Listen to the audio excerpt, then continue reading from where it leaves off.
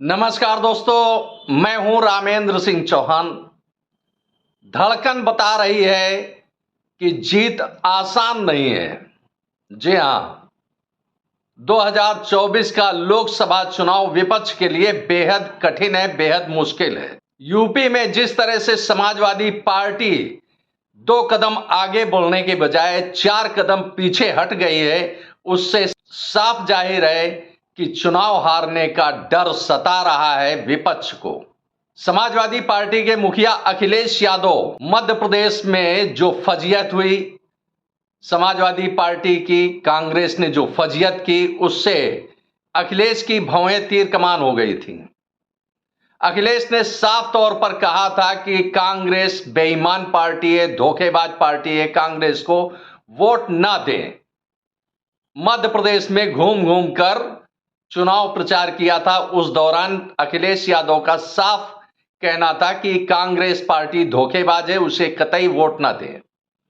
लेकिन अब उत्तर प्रदेश में वह एक बार फिर कह रहे हैं कि कांग्रेस को पूरा सम्मान मिलेगा। कांग्रेस ने जिस तरह से राजस्थान गंवाया, मध्य प्रदेश हारे, छत्तीसगढ़ हारे, तो अब कांग्रेस को भले ही यह खौफ न सता रहा हो उतना, लेकिन अखिलेश यादव को यह खौफ सता रहा है कि लोकसभा चुनाव में उनकी फजीयत यानी समाजवादी पार्टी की फजीयत होना एक बार फिर तय है। शायद इसी आशंका को लेकर वह एक बार फिर कह रहे हैं कि कांग्रेस पार्टी को यानी कांग्रेस को लोकसभा चुनाव 2024 में उत्तर प्रदेश में पूरा सम्मान मिलेगा, यानी सीटों के बंटवारे में वह बहुत बड़ा समझौता करने को भी तैयार है। अभी तक समाजवादी पार्टी यूपी की 80 में से 65 सीटों पर चुनाव लड़ने की तैयारी कर रही थी। अखिलेश का कहना था कि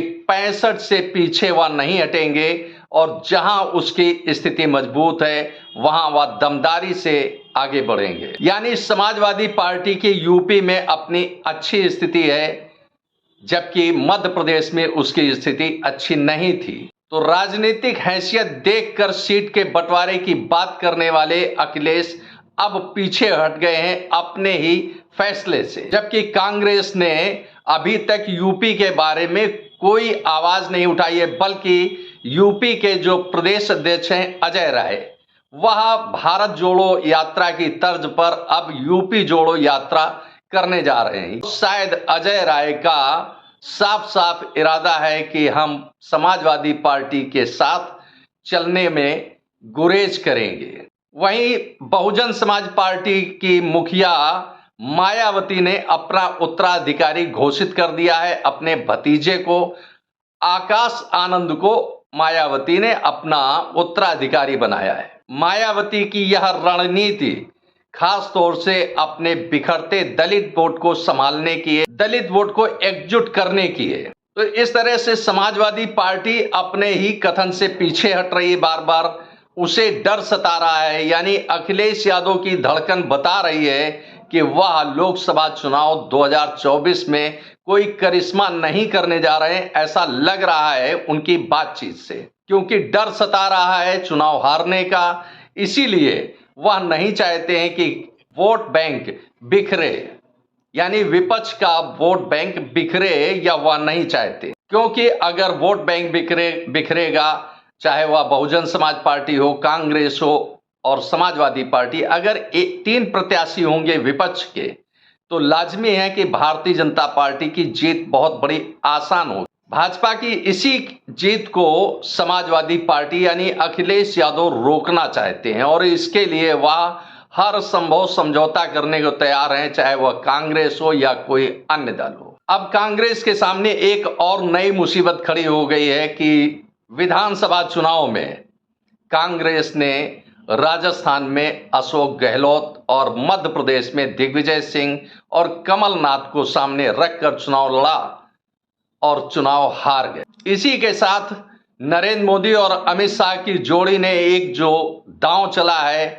दलित का, पिछड़ा का और आदिवासियों का, उससे विपक्ष एक बार फिर चारों खाने चित्त नजर आ रहा है। बिहार के मुख्यमंत्री नीतीश कुमार और तेजस्वी यादव ने बिहार में जाति गणना कराकर सोचा था कि बिहार एक बार फिर देश में अव्वल नजर आएगा राजनीति में, कि उसने जातिगत गणना कराकर हक हुकूक की बात की है। लेकिन अमित शाह और नरेंद्र मोदी की जोड़ी ने जो करिश्मा किया है विधानसभा चुनाव के बाद, राजस्थान, मध्य प्रदेश और छत्तीसगढ़ के मुख्यमंत्री तय करके तीनों जगह नए चेहरे दे दिए भारतीय जनता पार्टी ने।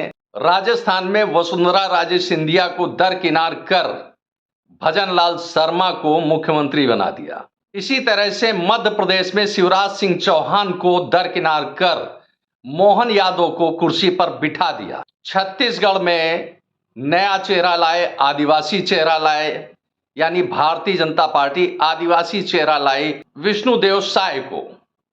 इस तरह से नरेंद्र मोदी और अमित शाह की जोड़ी ने एक बार फिर पिछड़ा, आदिवासी और दलित वोट बैंक पर एक सेंधमारी कर दी।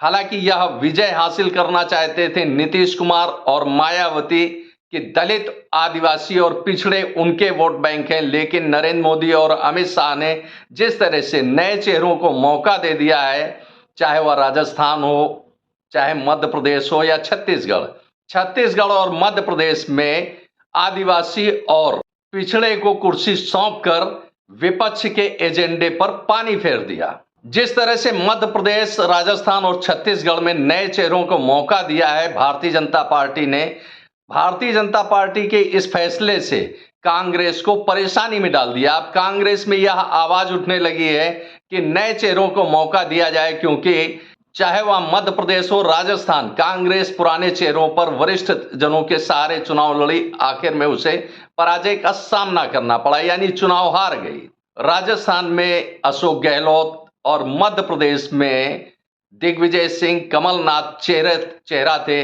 बड़े चुनाव का, आखिर उनको चुनाव हारना पड़ा। ऐसे में अब कार्यकर्ता और बड़े नेता कांग्रेस के दबाव बना रहे हैं कांग्रेस हाईकमान पर कि नए चेहरों को मौका दिया जाए। तो इस तरह से नरेंद्र मोदी ने एक तीर से कई निशाने साध लिए, कांग्रेस के लिए एक नई मुसीबत खड़ी कर दी कि नए चेहरों को मौका दे। तो वहीं दूसरी तरफ नीतीश कुमार, तेजस्वी और राहुल गांधी के उस एजेंडे पर पानी फेर दिया जो दलित, आदिवासी और पिछड़े की वकालत कर रहे थे। तो इस तरह से नरेंद्र मोदी और अमित शाह ने, चाहे वह मायावती का दलित वोट बैंक हो या अखिलेश, नीतीश कुमार, लालू यादव को पिछड़ा वोट बैंक हो, उसमें सेंधमारी कर दी। तो इस तरह से नरेंद्र मोदी और अमित शाह के लिए यह यानी 2024 का लोकसभा चुनाव जीतना बेहद आसान होता जा रहा है दिन पर दिन, क्योंकि भाजपा की जो रणनीति है वह विपक्ष को कोई मौका नहीं दे रही है आगे बढ़ने का, और विपक्ष तिलमिलाहट में, जैसा कि अखिलेश कह रहे हैं कि कांग्रेस को पूरा सम्मान मिलेगा। तो यह अखिलेश की धड़कन बता रही है कि 2024 का लोकसभा चुनाव विपक्ष के लिए आसान नहीं है, बेहद मुश्किल है, क्योंकि वोट बैंक बिखरता नजर आ रहा है विपक्ष का।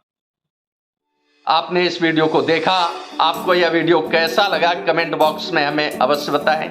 वीडियो को शेयर करें। यदि आप हमारे चैनल पर नए हैं तो हमारे चैनल को सब्सक्राइब करें, जिससे हमारे आने वाले वीडियो, आने वाले नोटिफिकेशन आपको मिल सके। दोस्तों, वीडियो को लाइक करना ना भूलें। आप लाइक करते हैं तो हमारा प्रोत्साहन होता है, हमारा मोटिवेशन होता है। आपने वीडियो को देखा, आपका बहुत बहुत धन्यवाद। Thank you. जय हिंद, जय भारत।